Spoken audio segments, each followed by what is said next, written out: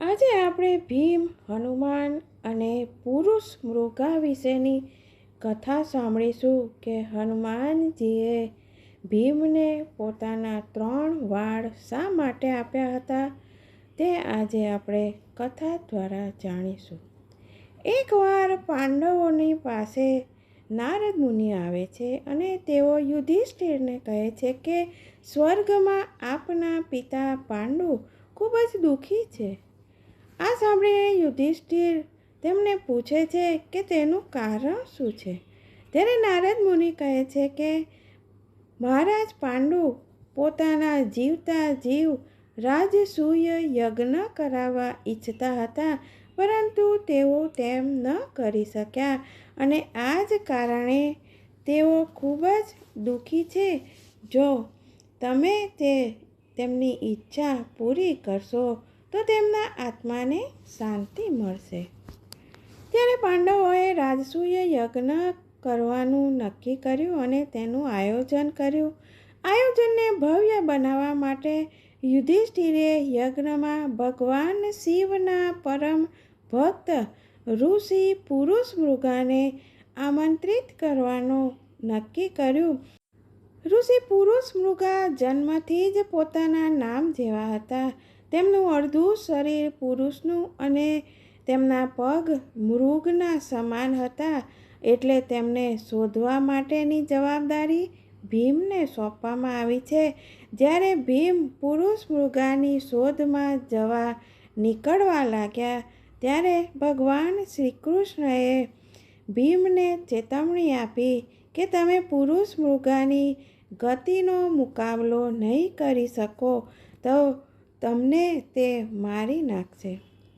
આવો આગળ કથામાં શું થાય છે તે સાંભળીએ. જય શ્રી કૃષ્ણ મિત્રો, સ્વાગત છે તમારું મારી ચેનલ સ્નેહ સાગરમાં.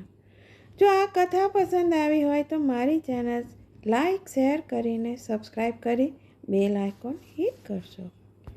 આ વાત સાંભળીને ભીમ ભયભીત થઈ જાય છે અને પુરુષ મૃગાની શોધમાં હિમાલયની તરફ નીકળે છે. જંગલમાંથી પસાર થતી વખતે તેમને હનુમાનજી મળે છે અને હનુમાનજીએ ભીમને તેમની ચિંતાનું કારણ પૂછ્યું. ત્યારે ભીમ હનુમાનજીને આખી કથા કહી સંભળાવે છે અને હનુમાનજીએ કહ્યું કે આ વાત તો સાચી છે કે પુરુષ મૃગાની ગતિ ખૂબ જ તેજ છે અને તેમનો મુકાબલો કોઈ પણ નથી કરી શકતું. તેમની ગતિને મંદ કરવા માટે તેમને એક ઉપાય બતાવે છે, કારણ કે પુરુષ મૃગા ભગવાન શંકરના પરમ ભક્ત હતા. એટલે જો આપણે રસ્તામાં શિવલિંગ બનાવી દઈએ તો પુરુષ મૃગા તે શિવલિંગની પૂજા કરવા માટે અવશ્ય રોકાશે અને તેમની ગતિ ઓછી થઈ જશે. હનુમાનજીએ તો આવું કહીને ભીમને પોતાના 3 વાળ આપ્યા અને કહ્યું કે જ્યારે તમને લાગે કે પુરુષ મૃગા તમને પકડવાના તૈયારીમાં છે ત્યારે તમે મારો 1 વાળ નીચે ફેંકી દેજો અને એનો મતલબ એ છે કે 1 વાળ બરાબર 1000 શિવલિંગમાં તે મારો વાળ પરિવર્તિત થઈ જશે અને પુરુષ મૃગા પોતાના સ્વભાવ અનુસાર દરેક શિવલિંગની પૂજા કરશે અને તમે આગળ નીકળી જજો. આના બાદ ભીમ આજ્ઞા લઈને આગળ વધે છે. થોડેક દૂર ગયા પછી ભીમને પુરુષ મૃગા મળી જાય છે અને તેઓ મહાદેવજીની સ્તુતિ કરતા હતા. ભીમ તેમને પ્રણામ કરે છે અને પોતાના આવવાનું કારણ બતાવે છે.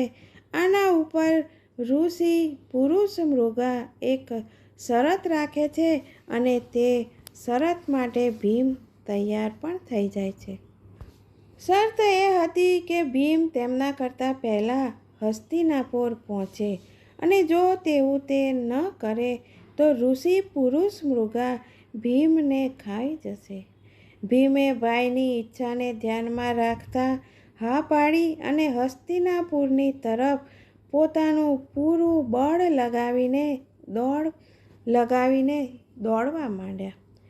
બહુ દૂર સુધી દોડ્યા બાદ ભીમ ભાગતા ભાગતા પાછળ ફરીને જોવે છે કે પુરુષ મૃગા આવે છે કે નહીં.